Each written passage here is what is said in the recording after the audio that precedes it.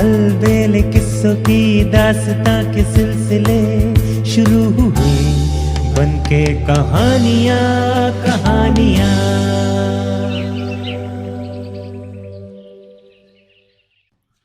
आइए सुनते हैं मुल्ला नसरुद्दीन की कहानियां जूते खा नेकी कर। नयाज कुम्हार, उसकी बेटी गुलजान और सूदखोर जाफर अमीर की अदालत से कुछ दूर आकर तन्हाई में एक पेड़ के नीचे रुक गए। नयाज कुमार बड़ा ही सहमा हुआ और दुखी दिखाई दे रहा था। उसकी आंखें नम थी, जबकि सूदखोर जाफर के चेहरे पर विजयी चमक दिखाई दे रही थी। वृक्ष के नीचे रुककर उसने गुलजान को संबोधित किया, ए मेरे ख्वाबों की मलिका, ए प्यारी गुलजान, 1 घंटा बिताना भी क्या बिताना। अब तक तेरा बाप मेरा कर्ज नहीं चुका पाया, तो भला 1 घंटे में कौन सा करिश्मा हो जाएगा। लिहाजा अब तू अपने आप को मेरे कब्जे में समझ, क्योंकि अमीर का फैसला मेरे हक में हुआ है। मैं तेरा आशिक हूँ। तेरे हुस्न की एक झलक ने ही मुझे तेरा दीवाना बना दिया है। ए हसीना, अब तो तेरे बिना एक पल भी गुजारना मेरे लिए भारी है। अब से ठीक 1 घंटे बाद तू मेरे घर आ जाएगी। अगर तू मेरे मन मुताबिक चलेगी तो तू राज भी करेगी और मैं तेरे बाप के साथ भी अच्छा बर्ताव करूँगा। इसे बढ़िया कपड़े और बढ़िया खाना दूंगा। अगर तूने मेरी भावनाओं को ठेस पहुंचाई तो मेरे प्यार का जवाब प्यार से न दिया तो मैं तेरे बाप से इतना सख्त काम लूंगा कि इसकी रूह तक कांप उठेगी। मैं इसे खीवा में बेच दूंगा। ये तू अच्छी तरह जानती है कि वहां गुलामों के साथ कैसा व्यवहार किया जाता है। इसलिए मेरी प्यारी गुलजान, इस मदमते रूप यौवन को तू मेरे हवाले कर दे। सूदखोर ने जैसे ही उसके नकाब को छूना चाहा, वैसे ही गुलजान ने उसका हाथ झटक दिया। इस छेड़छाड़ में गुलजान की एक झलक मुल्ला नसरुद्दीन को भी मिल गई, जो अपने गधे पर सवार सामने की ओर से चला आ रहा था। उसके रूप की एक झलक पाकर मुल्ला नसरुद्दीन अपनी सुध-बुध खो बैठा। उसे लगा मानो उसने दुनिया की पहली आखिरी हसीन औरत देख ली हो और अब उसके लिए दुनिया में कुछ बचा ही न हो। सूदखोर को देखकर अनायास ही उसके मुंह से निकला, या अल्लाह, ये कुबड़ा, ये गलीच, काना, ये लंगड़ा सुअर इस हसीना के पाक दामन को मैला करना चाहता है। ये तो इसका ऐसा गुनाह है जिसके लिए सजाए मौत भी कम है।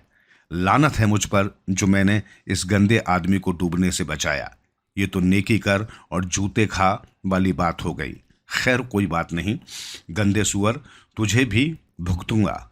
साले गलीच, अब तू नयाज कुम्हार की बेटी को छू भी नहीं पाएगा। अबे जलील, 1 घंटे में तो दुनिया उलट पुलट हो जाती है, बादशाहत बदल जाती है। मैं घंटे में ऐसा करिश्मा करके दिखाऊंगा जो दूसरा कोई 1 साल में भी नहीं कर सकता है। बड़बड़ाते हुए उसने पुनः सूदखोर की तरफ देखा। वो कह रहा था, ए नयाज, 1 घंटे बाद अपनी बेटी के साथ पेड़ के नीचे मिलना। ठीक 1 घंटे बाद मैं तुमसे यहाँ आकर मिलूंगा। छिपने या भागने की कोशिश मत करना। मैं तुम्हें सागर की गहराइयों से भी निकालने की कुव्वत रखता हूँ। और हाँ गुलजान, इस बात को एक बार फिर ठीक से समझ लो कि तुम्हारे वालिद की बाकी जिंदगी तुम्हारी समझदारी पर ही टिकी हुई है। ये कहकर सूदखोर गुलजान के ख्यालों में डूबा एक ओर चल दिया। बूढ़ा कुम्हार और उसकी बेटी थककर वृक्ष के नीचे ही बैठ गए। नयाज कुमार की आंखों में चिंता के साये लहरा रहे थे। सूदखोर जाफर गुलजान और नयाज कुम्हार से अभी कुछ ही दूर गया था कि मुल्ला नसरुद्दीन उन दोनों के पास आ पहुंचा और बोला, बुजुर्गवार, अमीर की अदालत में मैंने तुम्हारा मुकदमा भली भांति सुना। मुझे बड़ा दुख है कि तुम लोग इस समय बड़ी मुसीबत में हो। ए मेरे बुजुर्ग, मुझसे जो हो सकेगा तुम्हारी मदद करूंगा। अल्लाह पर भरोसा रखो, वो बड़ा करिश्मा साज है। नायज कुम्हार ने एक नज़र ऊपर से नीचे तक मुल्ला नसरुद्दीन को देखा, फिर उसके चेहरे पर निराशा में वृद्धि होती चली गई। वो बोला, ए भले मुसाफिर, तुम्हारे कपड़ों पर लगे पैबंद तुम्हारी कहानी खुद कह रहे हैं। इन्हें देखकर मैं कैसे विश्वास करूं कि तुम इस बुरे वक्त में मेरी मदद करोगे। मेरा कर्जा कोई छोटा मोटा नहीं है बेटे, पूरे 500 तकों की ज़रूरत है मुझे। मेरे तो सारे मित्र और सगे संबंधी भी गरीब हैं, जो कि सूदखोर के सताए हुए हैं। कोई भी रईस मेरा मित्र नहीं है जो इस मौके पर मेरी मदद करे। सुनो मेरे आदरणीय बुजुर्ग, बुखारा के रईसों से तो मेरी भी कोई दोस्ती नहीं है, मगर फिर भी मैं पूरी कोशिश करूंगा कि तुम्हारे गमों को दूर कर सकूं। नहीं नयाज, कुम्हार ने निराशा से इनकार में सिर हिलाया। नहीं, तुम मेरी मदद नहीं कर सकते अजनबी। भला 1 घंटे में 400 तके तुम कहाँ से जुटाओगे? ऐसी अनहोनी की उम्मीद तो सिर्फ मुल्ला नसरुद्दीन से ही की जा सकती है। ए अजनबी, इस बार गुलजान की सिसकियों से लबरेज स्वर उभरा। खुदा के वास्ते हमें इस जालिम सूदखोर के कहर से बचा लो। हम जीवन भर तुम्हारा एहसान नहीं भूलेंगे। मुल्ला नसरुद्दीन ने देखा, चेहरे पर बड़ी बड़ी मुकद्दस मासूमियत थी।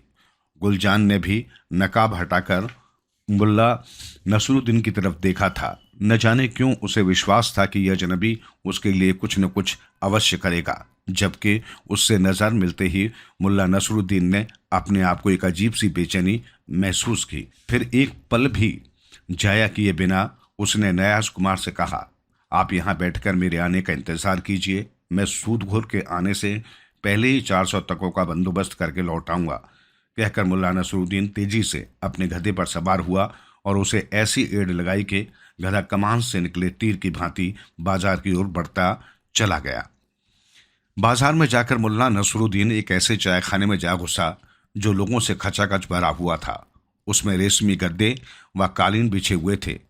उसने अपने गधे को खूंटे से बाहर नहीं बांधा, बल्कि चाय खाने में ही ले जाकर घुसाया।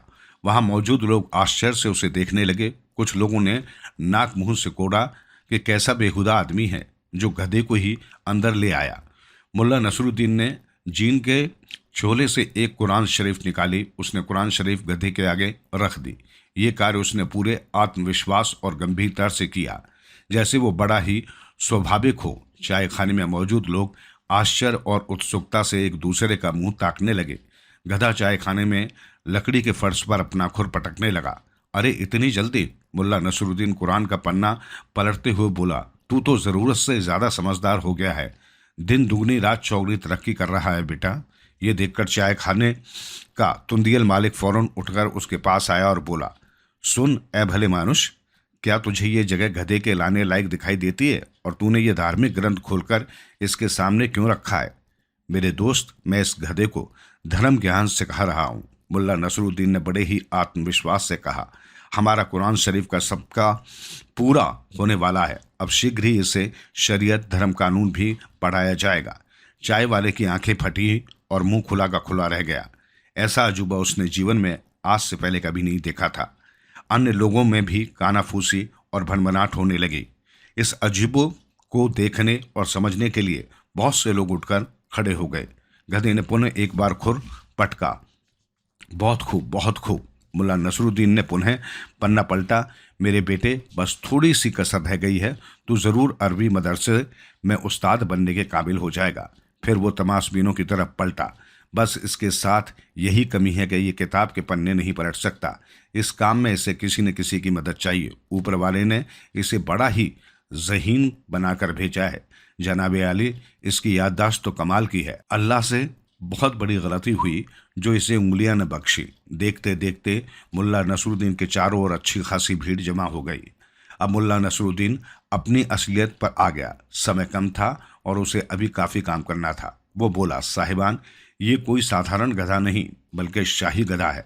हमारे अमीर का गधा है। एक रोज़ अमीर ने मुझे अपने पास बुलाकर कहा कि क्या तुम हमारे गधे को दीनियात सिखा सकते हो ताकि ये हमारे जैसे अक्लमंद हो जाए। मैंने गधे का दिमागी मुआयना करके कहा कि ए सम्मानित अमीर, ये गधा उतना ही तेज दिमाग और प्रतिभाशाली है जितने के आपके अन्य दरबारी या आप। मैं इसे धर्म ज्ञान दीनियात सिखाने का बीड़ा उठाता हूँ और दावे से कह सकता हूँ कि ये आपसे भी आगे निकल जाएगा, मगर इसके लिए 20 साल का लंबा सफ़र लग जाएगा। बस ये सुनते ही अमीर ने शाही खजाने से मुझे 5000 सोने के तके दिलवाए और कहा कि इसे ले जाओ और पढ़ाओ। यदि 20 साल में तुम इसे दीनियात नहीं सिखा पाए तो तुम्हें सजाए मौत मिलेगी।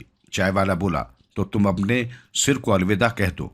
भला किसी ने गधे को भी कहीं कुरान व दीनियात पढ़ते देखा है? अरे भाई, बुखारा में ऐसे बहुत से गधे हैं। मुझे सोने के 5000 तक चाहिए तथा ऐसे समझदार गधे रोजाना तो मिला नहीं करते।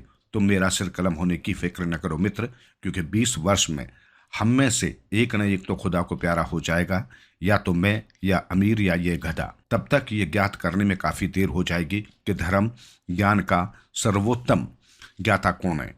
ये जवाब सुनकर पूरा चायखाना ठहाकों से गूंज उठा। चाय वाला तो अपने रेशमी गद्दे पर लोटपोट हो गया। हा हा हा, सबसे बड़ा धर्म ज्ञाता और भाई। अचानक उसे न जाने क्या ख्याल आया कि एकाएक ही खामोश होकर मुल्ला नसरुद्दीन को घूरने लगा। फिर बोला, तुम कौन हो, कहाँ से आए हो? ए धर्म ज्ञान सिखाने वाले, कहीं तुम मुल्ला नसरुद्दीन तो नहीं हो? दुकान में सन्नाटा छा गया। सभी की सवालिया नजरें मुल्ला नसरुद्दीन के चेहरे पर स्थिर हो गईं। मुल्ला नसरुद्दीन कुछ पलों तक मुस्कुराता हुआ सबके चेहरे देखता रहा। फिर बोला, तुम्हारा अनुमान बिल्कुल ठीक है दोस्त, मैं मुल्ला नसरुद्दीन ही हूँ। बुखारा शरीफ के नागरिकों, मेरा सलाम कबूल कीजिए। ये सुनते ही वहां खलबली मच गई। मुल्ला नसरुद्दीन, और ये बुलंद आवाज एक चाय खाने से दूसरे से तीसरे में, और फिर देखते देखते ये चर्चा शहर में फैल गई कि मुल्ला नसरुद्दीन बुखारा में आ चुका है। प्रत्येक स्थान, प्रत्येक गली कूचे में सिर्फ और सिर्फ एक ही चर्चा थी, मुल्ला नसरुद्दीन की चर्चा। दूर दूर के लोग चाय खाने में आकर एकत्रित हो गए थे। ताजिक, उज्जवल, तुर्कमानी, तातार, जरियाज वहां एकत्रित होकर जोर जोर से चिल्लाकर अपने प्यारे नसरुद्दीन खुश मिजाज व हास्य प्रिय का स्वागत कर रहे थे। भीड़ बढ़ने के साथ किसी ने एक गठर बढ़िया किस्म की घास गधे के आगे डाल ली, किसी ने जई का डेरा लगा लिया और किसी ने एक बाल्टी साफ पानी उसके आगे रख दिया। मुल्ला नसरुद्दीन बाहर चाय खाने की बरसाती में आ गया। उसने अपने चाहने वालों को सलाम करके उनका हार्दिक अभिनंदन किया। फिर एक तख्त पर खड़ा होकर बोला, बुखारा के नागरिकों, मैं आप सबका तहे दिल से स्वागत करता हूँ। आप लोगों से मिलकर मेरा मन खुशी से नाच उठा है। हम पूरे 10 वर्षों के बाद मिल रहे हैं। मैं जानता हूँ कि आपके दिलो दिमाग में बहुत से सवाल कूद रहे हैं। ऐ मेरे प्यारे देशवासियों, मैं आपके सवालों के जवाब गीत गाकर देना चाहता हूँ। कहकर उसने पास ही रखा मिट्टी का एक खाली घड़ा उठा लिया और उसे बजाकर गीत गाने लगा। मुल्ला नसरुद्दीन ने सब में जोश संभाला था। तब से वे अमीरों, सूदखोरों आदि के अत्याचारों को गीतों के रूप में गा गाकर जनता के सामने रखता था। अपनी कविताएं और गीतों में उसने अमीर और सूदखोरों पर करारे व्यंग कसे थे। अंत में वो लोगों से कहता, जिस प्रकार एक रोज पाप का घड़ा फूटता है, उसी प्रकार अमीर का घमंड भी एक न एक दिन अवश्य ही चूर चूर हो जाएगा और जनता को उसके अत्याचारों से मुक्ति मिल जाएगी। ये कहकर वो घड़े को धरती पर पटक कर चूर चूर कर देता था। इस बार भी गीत की समाप्ति पर उसने ऐसा ही किया। फिर जनता से मुखातिब होकर बोला, दोस्तों, नायाज कुम्हार को सूदखोर और अमीर के बेरहम फैसले से बचाने की कोशिश करनी चाहिए, उनकी मदद करनी चाहिए। आप लोग मुल्ला नसरुद्दीन को भली भांति जानते हो कि वो सही समय पर लोगों का कर्ज चुका देता है।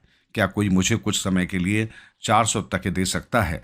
ये सुनकर भिश्ती तेजी से आगे बढ़ा और बोला, भाई मुल्ला नसरुद्दीन, हम गरीबों के पास भी इतना धन कहाँ है? हमारा सारा धन तो भारी भारी कर्ज चुकाने में चला जाता है। लेकिन मेरा ये नया पटका आप ले लो, शायद इसमें कुछ मिल जाए। ये कहकर उसने अपना नया पटका मुल्ला नसरुद्दीन के कदमों में डाल दिया। इसके साथ ही लोगों में सरगोशियां सी होने लगी। फिर जैसे एकाएक ही सामूहिक आंदोलन सा फैल गया। देखते देखते उसके कदमों में पगड़ी, पटके, रूमाल, जूते और बर्तन आदि का ढेर लगने लगा। तुंदियाले चाय वाले ने भी बेहतरीन चायदानी व तांबे की 2 तस्तरियां लाकर उसके कदमों में रख दी। देखते देखते सामान का बड़ा सा ढेर हो गया। मुल्ला नसरुद्दीन बोला, बुखारा के नेक व रहमदिल नागरिकों, बस बहुत सामान हो गया, अब मैं नीलामी शुरू करता हूँ। ये कहकर बेस्ती का पटका जो इसे खरीदेगा उसे प्यास नहीं सताएगी। ये रहे कुछ मरम्मत किए पुराने जूते जो मक्का हो आए हैं, इन्हें पहनने वाले को जियारत तीर्थ यात्रा का सुख मिलेगा। ये सभी सामान बहुत सस्ते में बिक रहा है, जल्दी करो। मुल्ला नसरुद्दीन चिल्ला रहा था, मगर जनता गुमसुम सी चुपचाप खड़ी थी। अमीर और सूदखोर के अत्याचारों से दुखी जनता की जेबें खाली थी।